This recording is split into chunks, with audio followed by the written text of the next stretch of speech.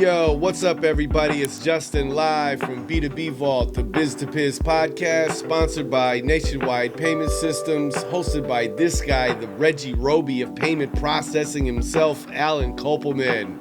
And we'll be providing you educational information about fintech, small business, payment processing, and the technology businesses are using in the world today. And in today's podcast, we'll be talking or answering a question. Well, giving some answers to a question. Why did Stripe cut me off? Why did I no longer am able to process payments with Stripe? There's a lot of different answers, but we'll try to cover them today. Anyway, how you doing, sir?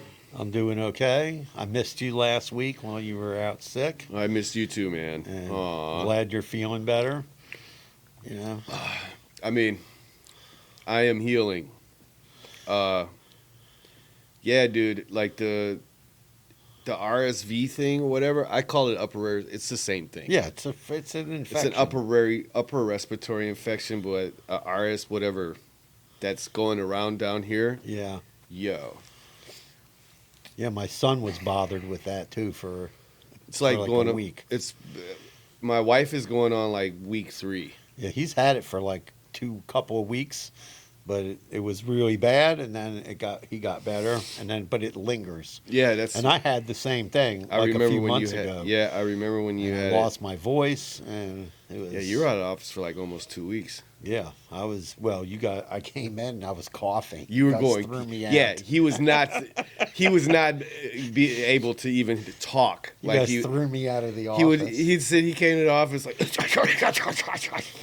I had it really bad. I had to rest, like no talking, and that's hard for me. Yeah, because I get phone calls all day. I know. So it's it's a rough thing. Yeah.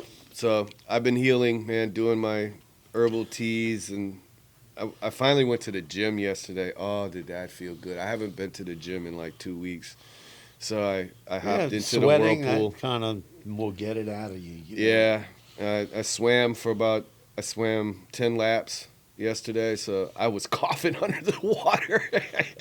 Some that's people, gross. Well, not like phlegm or anything, but I was like coughing and like, so that people wouldn't freak out. Don't tell people what gym you go to, because they'll be like, "Oh, they need to clean the pool," like la the movie Caddyshack. Yeah, poop in the pool, man. Yeah.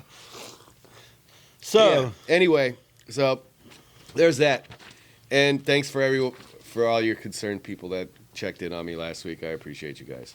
So, why did you get shut down by Stripe?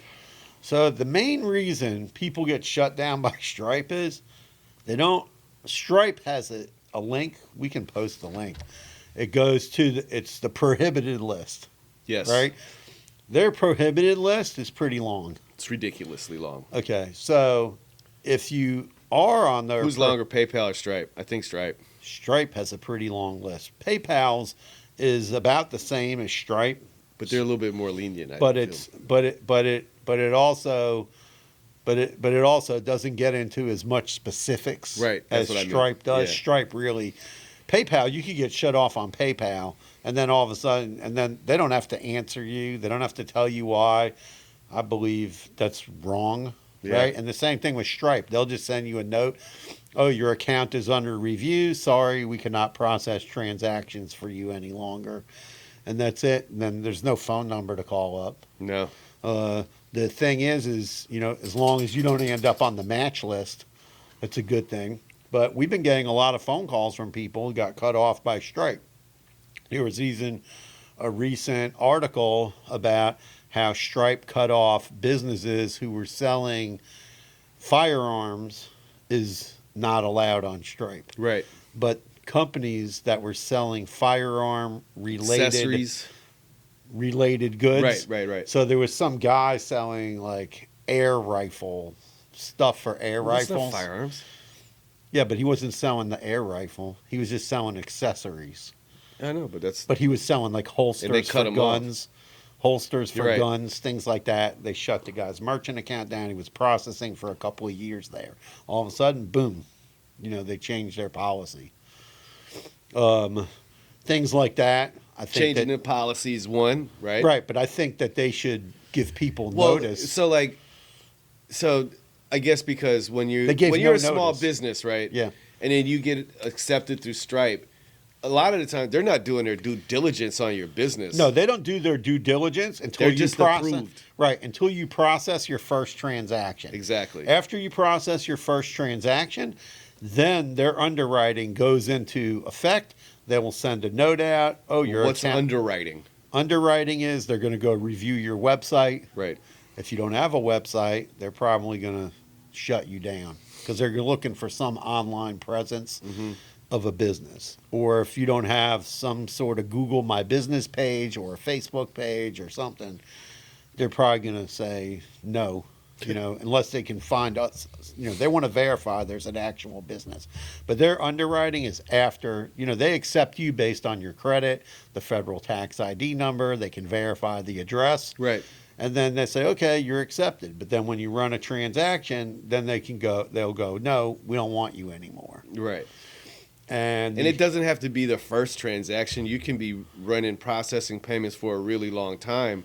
And then, because I've had CBD websites running Stripe. Right. And they were up and running for a really long time. All of a sudden, who knows what happened, Yeah, they get a chargeback can trigger it. Yeah. A complaint can trigger it. A lot of different things can trigger them to review your website because maybe at one point they took CBD merchants, right? And then they stopped taking them. And then a lot of stuff's not. So you have lists like, prohibited. Then there's restricted. Restricted means we might process for you. Right. And there's a difference between using PayPal, Stripe, and Square versus a merchant account. When you have a merchant account, you usually have a company to deal with or a representative or a consultant that's helping you. And then, if there's an issue, you're apprised of the issue. Like, for instance, we just had a client. They're in the travel industry. They were with, I don't want to name the processor, but they were with the processor. They had a little problem with chargebacks. They identified it. They fixed it, right? And then for whatever reason, the processor said, well, we don't want your account anymore. Here's 45 days notice. Go, you're out of here. Bing bong. So we had to go find them a new bank. They got approved in like one day. That happened to Mike at Highly Edibles. They basically said they don't want his company on there anymore. And right. He was processing for 2 years on another company. Started with the letter H. And they basically said, we don't want your business. Here's a 10-day notice. You're out of here. And they were talking about keeping his money for holding 6 months. Yeah, they were talking about holding his money if he processed after the 10th day. This other merchant, we had the travel merchant. They got the same thing. So, listen, it happens, and you have to, So what are some other we talked about change of policy. You signed They up. didn't do their due diligence because they don't care. They want any business just like that's why it's so seamless. The process is it's so simple and so easy, and then tomorrow you go run your payment and you're not getting paid because you didn't look at their fine print and see if they even process your company type, your business type. Right. Which I find unusual. You would think like during the application process, you're going to put in travel, right? Or something. No, you're putting in, I'm a travel company. Yeah. How is there not like an AI tool on the back end of their website automatically? If there's there should be keywords, CBD, cannabis, whatever, et cetera, travel, health, those things. If it's that, then, it automatically pushes you somewhere else. Well, no, they just say, sorry, we don't accept this type of business. Right, that's what I mean. It's the same thing with Shopify, right? We have people that come to us all the time. I made a CBD website on Shopify. No, and you didn't. Shopify doesn't process their transactions and wants to charge them extra. No, you didn't.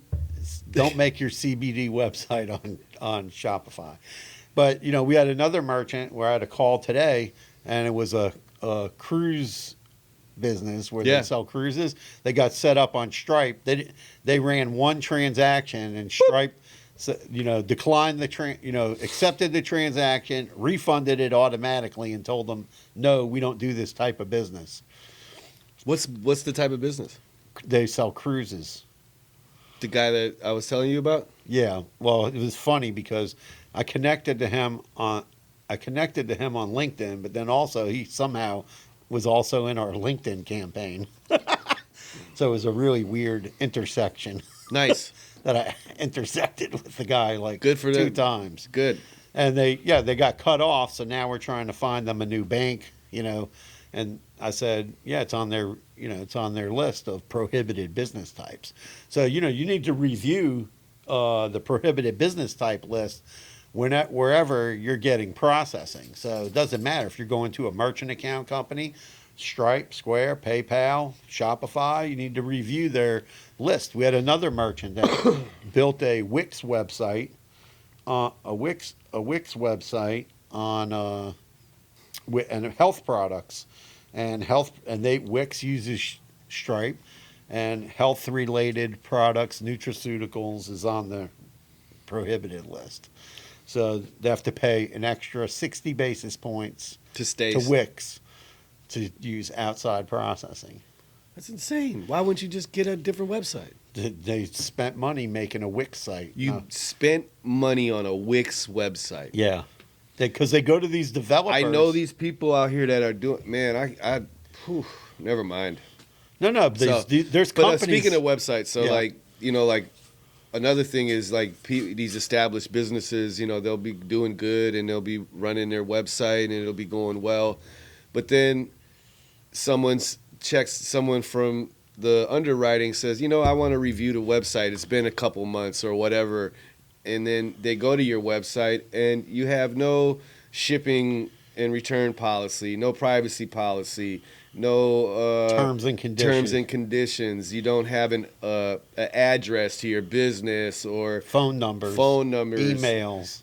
The NAP, checkbox. Name, address, phone number. No, you got to have like check boxes on your checkout page. I agree to the terms and conditions. So those types of things, people like business owners, they don't, they're so busy running the business, but then, then all of a sudden, you get your website is your. I think we put a blog. Processing is shut I think off. we put a blog post out that goes over, what needs to be on your website. I don't remember.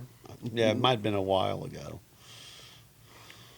I don't know. Okay, I'm sure there was. we have things that you need on your website. Yeah, we have like a list of things that we give to people whenever they come to us.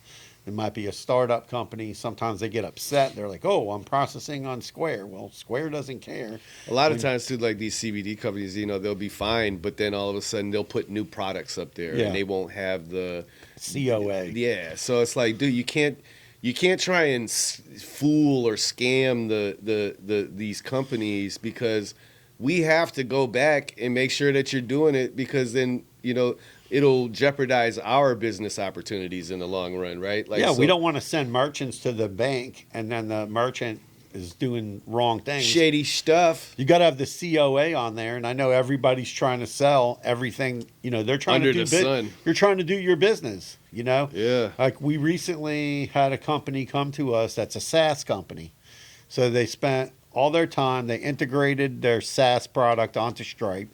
So the way it works is I'm the SaaS company, right?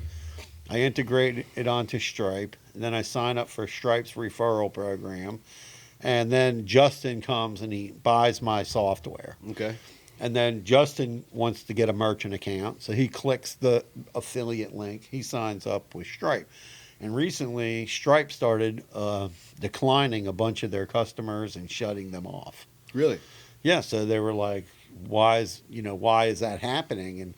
And, so we sat down with them and we reviewed what they were doing, and some of the companies that they signed up didn't have a website yet, and then some of them were selling, the prices weren't on the website. It was like a lot of different stuff. You got to make sure non-consistent information. Yeah, you got to be compliant. Compliant is, having all your policies on the website, your terms and conditions. What Justin was talking about, name, address, phone number. And also you just so that and also you can't just be trying to fool everybody, man. You can't be. Everyone's trying to make a buck, and I know it's hard, right? Like everyone, well, a lot of people are trying to do these side hustle businesses. That's what I mean. Yeah. Because the economy is bad, people need to make extra money. So okay, how can I start a side hustle? And make an extra $1,000, $2,000 a month because costs have gone up, right? So everybody's cost, the cost of living has gone up, and wages are only going to go wages are not going to exceed inflation. We got Alan stuttering over here, buddy. I don't like to get into all that, but I'm just saying that's what, because he knows shit is real out here. No, I know it's real, but I'm just saying that's what's fueling the whole side hustle thing. Oh yeah, I mean, I just recently booted my web design company, man. So hopefully, I need the money, man. I need some new sneakers, B. No, so I'm just saying. So that's fueling a lot of these small businesses that are popping up now that need to get credit card processing, and the credit card processors have to Speaking make of adjustments. A side hustle, I got a question for you. Okay. So me and my wife, we've been longing to start our own spices company. Right. Okay. So we've got our own. We have our own sazon, adobo, taco seasoning, curry powder, barbecue seasoning, chili, and I got one. I can't remember a couple of more.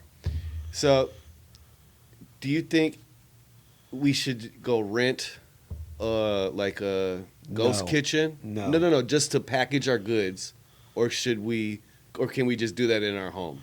Well, I think to prove proof of concept, you probably could mix some of that stuff up in your home. You just have to make sure you have proper labeling on it. Oh yeah, no. You know what I'm saying? The labeling because in my idea, what I wanted to do was document it, right? It's it's our business. It's an at-home business, so it would be cool to do it in a kitchen. Right, where it's all clean and stainless. You can rent, usually you can rent a kitchen for somebody. There's a bunch of those. That's what I was asking. Or do you think it would be cooler if we just set up a little spot? Depends how much licensing you want to go through. Because obviously you're going to have to go get a business license and all that.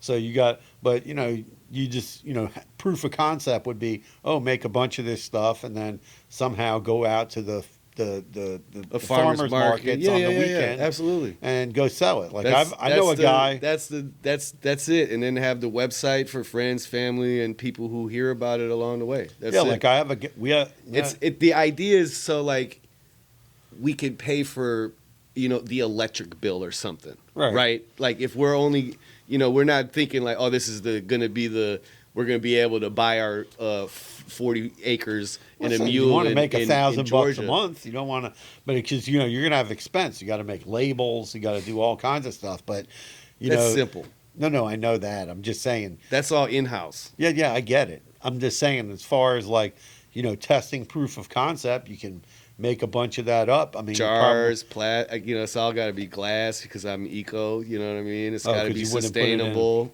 Okay. You know what I mean? That's where you might get into a little bit of... the cost is going to be... That's where it's going to be hard because it's going to be all organic. Anyway, so that's a whole nother side hustle. That's a whole... But no, my question is where does that fall under a merchant account? No, you get a merchant account. You don't have to... Just food? What would that... just a food... Just selling food. That's it. That's it. Okay. Yeah, so it's not a... That's high risk, low risk, medium? It's in medium. Because if anytime you're shipping anything. Got it. You might start off saying let's do card present sales, website with information on it only. Right. And then once you start, because the thing is you go to the idea of people going to the farmer's market is, especially with a product like that, people buy it at the farmer's market or get a free sample or something like that. And then they like it, and then they want to get more. Do they want to go back to the farmer's market? Are you at the same farmer's market every week? Definitely not. Or do they go? Then you got to have a way for them to go buy it off your website and ship it to them. Yep. I mean, we have enough kids to post up at multiple farmer market on different locations throughout. Yeah, the I had city, a friend of mine that was doing pickles. This is great hustle. And then he was making pickles. He had like a little warehouse making pickles. And then he got a few people, and they go to the different farmers markets and set up the pickles, and we were doing the processing for that. It's smart, man. Went out of business because there was no farmers markets for so long, and the guy didn't have a good e-com game. You know, got to be on that. And that's the thing, because he was putting it in like plastic things. Mm-hmm. You can't ship that. No, you know, it's a plastic thing is going to bust in the. Shipping pickles is probably pretty tough. Well, no, not if it's in a jar. What about vacuum seal? Yeah, but I'm just saying he didn't have his e-com game. Yeah, you know, so you gotta. That's the whole thing. That's how you build up people to buy your stuff. I see it all the time. Like I've gone to the farmer's market and I see dog treats for Rocky, right? Then when I go back to the farmer's market again, let's say a couple months later, the person's not there, and then their website doesn't have e-com. So how can I get the treats again? Yeah, that's tough. So you got to have that like ready. You got to have that plan. Like, oh, we sold a bunch at the farmer's market. People liked it. They came back again and bought it again. Now let's put this stuff on the. For you, it's easy because you make the website yourself. Now let's get it on the website and sell it on a website. Right. And then you have card present, and then people want to buy it. Oh, go to the website, buy it from the website. I think like people are into like. Food is a very big business. Coffee is a huge business. People like roasting coffee and stuff at home, and then like just having like these you mean gourmet coffee roasters, right. Where they make small batches of coffee. Like there's one that I buy every once in a while. Are people still distilling, like making their own moonshine and stuff? And I don't know about that. No, I was just wondering. I'm sure people up north, that's a big thing. Back I'm home, sure people make they sell kits for making liquor, making beer. I mean, stuff like that. There's too many breweries for me. And plus I can't stand IPAs. Dude, give me a Guinness draft. But like when you start a side hustle, you want to make sure like we have a good product for side hustle businesses, right? You sign up, you can just use your phone without even having equipment. Right. And then you can link that same account up to your website. Indeed. Right? And that could be your side hustle credit card processing. Mm-hmm. So that's pretty easy to get set up. And you're not getting kicked off of Stripe for doing that. But Stripe doesn't have a card present thing. I know they're introducing some machine, but you have to buy the machine. You don't have to buy it with us. You don't have to buy a machine. You download the app. You download an app to your phone, and you just use an app. There's no monthly fee. Boom. We can. That's the side hustle. What are some sort of quick recap? You get booted off the Stripe for change of. Well, they changed their policy without notifying you. You're on the list of prohibited businesses. You're on a list of restricted businesses. So prohibited means they're not doing it. Restricted means is they might do it if you met certain requirements. And then if you mess up, bing, you're out of here. And those are things to realize. So that's four. The other thing with Stripe is a lot of developers go to them and then list their product with, have their customers getting accounts through Stripe, and then they find out that they're not meeting the minimum requirements from Stripe to get income from Stripe. Or the income is very small. And recently, I think Stripe raised the minimum limit. So you have to process like whatever it is, $1 million or $2 million a month before they give you commission. Jeez. So we're getting a lot of companies who want to say, hey, we want to leave Stripe for those reasons, and also for reasons where they're giving a lot of their merchants a hard time.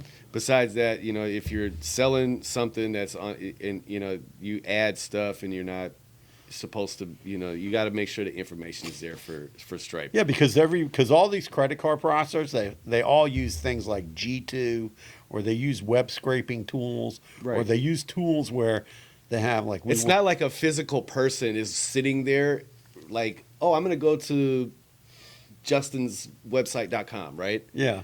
No, it's a artificial intelligence. It's a program or software. They're running through a database.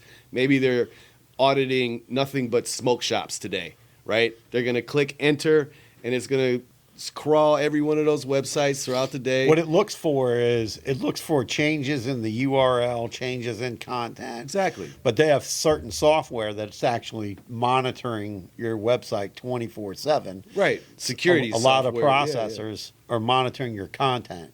So there's certain words you can't. Yeah, they use this thing. They use G2 as one. There's a couple of one called Legit Scripts. There's 4 or 5 different programs. What would trigger? So like the processor, besides a transaction or a chargeback. Let's say you were selling like we have some clients that sell handbags and watches. Okay. So they put a new one on the website that wasn't there before, and then the software will catch it. They'll send an email, hey, Alan, your client added a new product. We need to get the proof that they're allowed to resell, because name brand products, we have to have proof that you're a authorized reseller of that. Got it. Or let's say somebody posts. Okay, this is a good question. So a friend of mine, he has a bunch of those. He has he's working on his 3rd sneaker resale shop. Right. But he uses whatever. Yeah, I know. So what's a good option for him? They can usually get approved. I mean, as long as it's disclosed that those are reselled sneakers, and they have a way to prove that those are not copies that the guy's selling. So that's where it gets into trouble. Yeah, because he's, there's times when he's not like. No, I'm just saying people who work for him, they're not always super perfect, and they might buy a fake Jordan or something. No, but I'm just saying that's where the rub comes in, is making sure. So that's why he has such a hard problem. He just takes cash and Venmo and Zelle and cash. He doesn't care. Right. He doesn't have a cash register. Yeah, because it's a problem, because if you sold somebody something fake, Excuse me. There's a lot of legal issues with that. He could use that. He should get one of those smart safes, though. Yeah, he should get a smart safe. That would be a good idea for him. If you're taking cash. He takes a lot of cash. I would have those designer sneakers? Yeah. $5,000. Well, I would definitely have a smart safe in my business. And that way you can put the money at the end of the day or a couple times a day into the smart safe. Not even worry about it. Then they come pick it up every week. And your accountant will and your money goes into your bank account every day. Your accountant for a small fee. So it's great. So don't get kicked off of Stripe, ladies and gentlemen. Read the terms and conditions on their website. Yeah, don't waste your time applying. First, read the terms and conditions, then apply. People call me all the time. Oh, I have this business. Can you accept that? Yes.